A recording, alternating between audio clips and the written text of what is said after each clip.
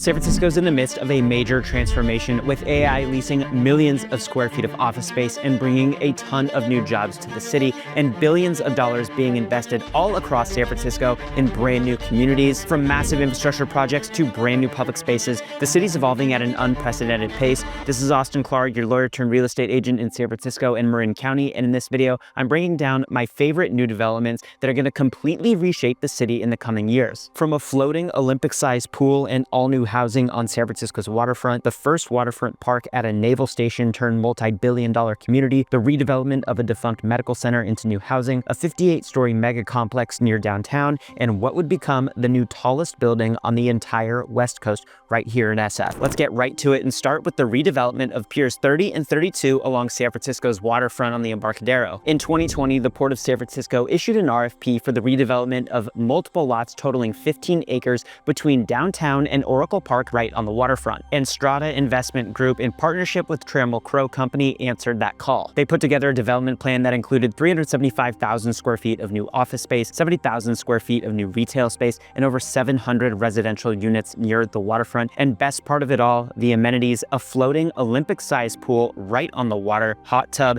a kayak and open swim launch point, and a dedicated pool for learning how to swim. Over the years, this project has become one of the most ambitious undertakings in the city because of the significant infrastructure work needed at the site, from combating against sea level rise to the level of seismic work needed on the site. Plus, they need to make sure the water is deep enough to service large cruise ships, military vessels, and other vessels coming to port there. There have been multiple iterations of these plans over the past several years since that initial RFP response, but there have been some really significant updates, in particular this summer, July of 2025, when I'm filming this video. Most notably, the Port Commission is allowing Strata to split the development up into pieces, put the office piece on hold while it can proceed with the housing element of the project. We all know San Francisco's office market took a major hit, especially starting at the time that Strata and TCC initially answered the RFP in 2020. It's had some recovery so far and the trajectory looks good, but there's a long way to go for the recovery to get there. There are also funding gaps right now for some of the infrastructure improvement projects at the site. So rather than hold up the entire development until the office market recovers, until all of the infrastructure issues are resolved, the city is basically allowing Strata to build in pieces, and it can start on housing sooner than later. And those plans contemplate 713 residential units across 3 structures right across from the waterfront. Grimshaw is the project architect, and James Corner Field Operations is helming the landscape design,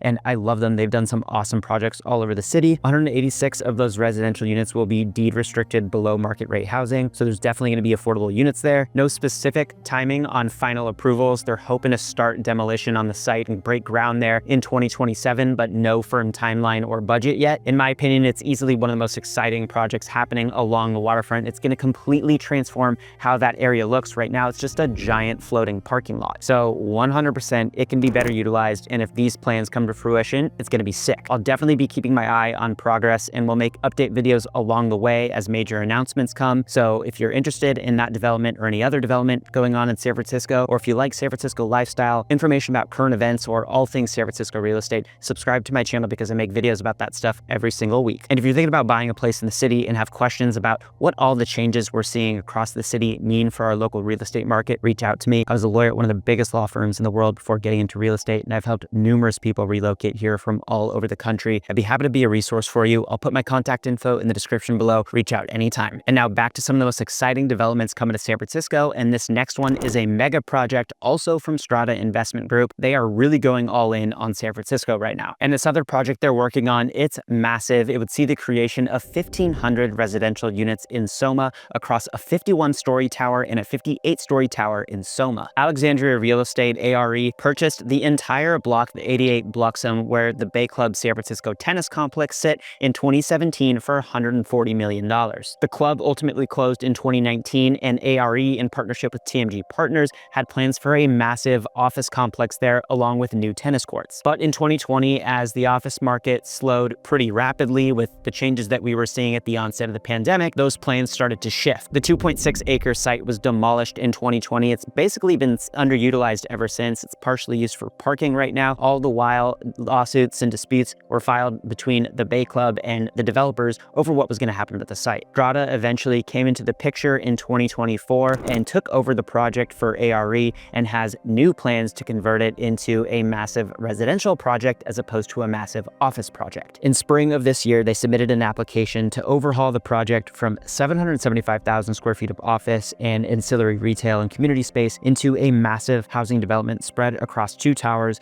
one 628 feet tall, the other 558 feet tall. The entire project would bring over 1.1 million square feet of apartments for rent, 2,300 square feet of retail, and enough parking for 468 cars and 468 bikes. And they're not giving up community space. In fact, the community space that was planned would double in size to about 77,000 square feet. And 10% of the new homes that were created would be dedicated to families making around 50% of area median income. SCB and Henning Larsen are helming the design, and if it turns out anything like the renderings, I think it'll be a welcome addition to the skyline. The location's also super convenient, right next to the highway, right next to Caltrain, and it's walking distance to the commercial hubs of San Francisco. No firm timeline on the site, but it's good to see progress there after many years of basically nothing happening at the site. There are so many people moving into that area because it's close to where all the AI companies are setting up offices and bringing new jobs to the city, close to a lot of offices for big companies that are calling their employees back to the office. So there are a lot of people moving there. We definitely cannot get enough housing there soon enough. Next on my list is a project that, if built, would bring the single tallest building, not just in San Francisco, but on the entire West Coast. Texas-based developer Hines submitted an application to build a 1,225-foot tall super tower at the old PG&E headquarters on Beale Street in SOMA. The current tallest building in the city is nearby at Salesforce Tower at 1,070 feet tall, so this one would be over 150 feet larger than the already largest tower in San Francisco. And the plan isn't limited to just that structure. The current proposal on the table is to restore two historic buildings at the site at 215 and 245 Market Street next door,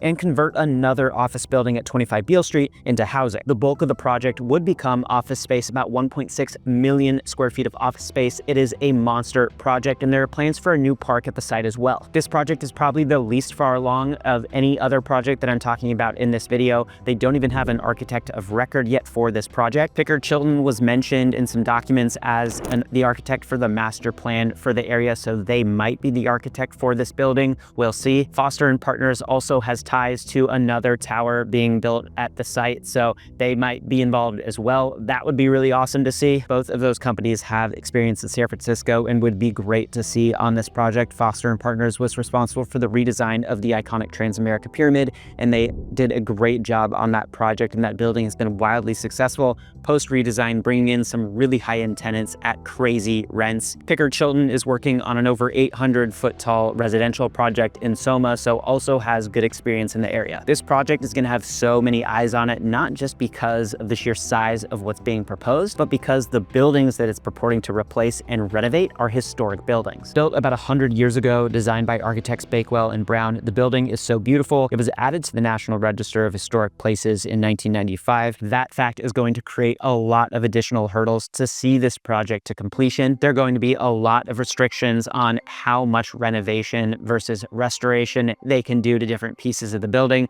so we'll have a lot of eyes on it, and it's going to take extra time to get through those historic review processes. You might be wondering who in their right mind would be building that much office space in the current San Francisco office environment, but we've actually seen some great success with new high-end luxury amenitized office spaces in buildings all around even the downtown hubs of San Francisco, like Transamerica, for example, where they're commanding very high rents and have substantially lower vacancy rates than other buildings in the city. So there's definitely some risk involved, but it's a bet on the trajectory of the city, and I personally think it's a smart one. The next development update on my list is an even bigger project, but it's a complete 180 from a mega office complex. In fact, it's one of the largest redevelopment projects in San Francisco's history, and it's focused on residential and community spaces. It's the conversion of a former naval site into a multi-billion-dollar mixed-use community right on San Francisco's waterfront at Treasure Island. I've got an entire video dedicated to what's going on at Treasure Island, as well as the nearby Yerba Buena Island. I'll link those in the description below. Go check them out for overviews of these massive development projects. Also, in the last development update video that I did, I talked specifically about the first condo building coming to market on Treasure Island, 490 Avenue of the Palms. It's a really big deal because it's the first for sale building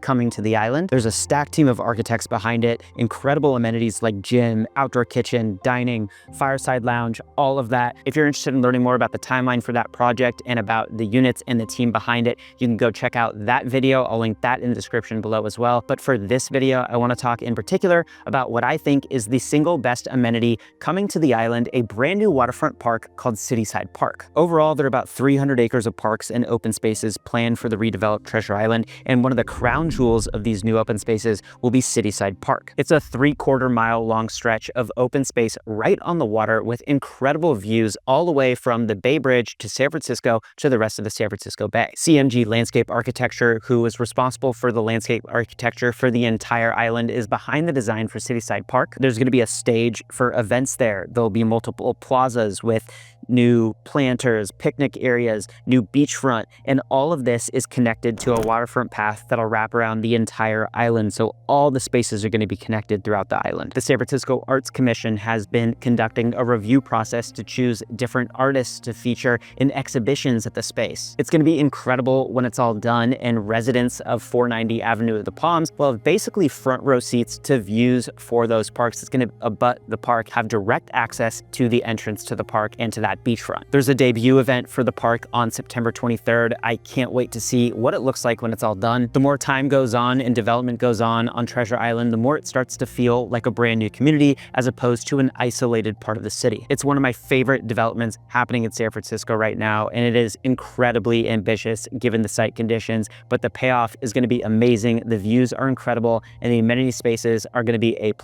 Definitely worth keeping an eye on. And last but not least is a brand new housing development in an area that has traditionally resisted higher density new construction housing and is one of the most expensive places to live in the city. And this particular project is really exciting because it's taking over a defunct medical campus that isn't being used at all. It's basically been abandoned, and it's turning it into much needed housing. Developer Prado Group purchased entitlements for the campus from TMG and Grosvenor in 2022 and has since been working on modifications to several medical buildings on California Street in the Laurel Heights, Presidio Heights area. I talked a bit about this development in another development video that I did, but a major update for this project: the city has issued its final environmental impact report for this project. And great news for the overall project, that report indicates that subject to the mitigation measures outlined in that project, the revisions that were made to the project don't pose any new meaningful environmental impacts. In other words, the project can now move to the next phase of development. And that means we're one step closer to getting nearly 500 new housing units, a mix of multifamily and single family on the site,